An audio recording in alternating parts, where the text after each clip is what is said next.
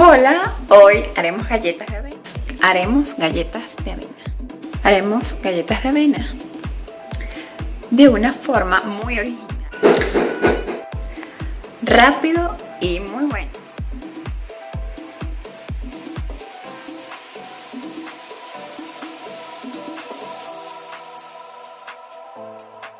Una de las cosas que yo hago con la avena, por lo menos, es que yo la tuesto antes. No me gusta la avena cruda porque como que sabe como a pared, a nada, a aire. Y de esta forma yo pongo en un sartén a tostar la avena.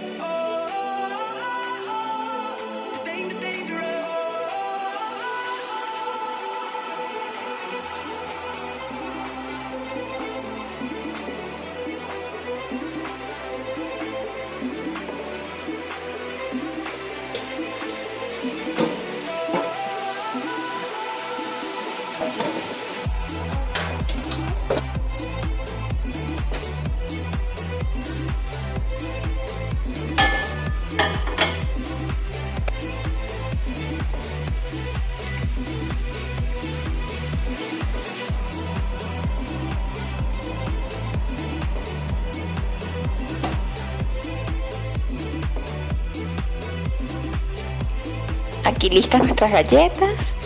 Salieron 20 unidades y son perfectas para la tarde, buenísimas porque son de avena y son saludables y sabrosas para cuando nos dé un ataque de dulce y bueno, ya morimos con esto.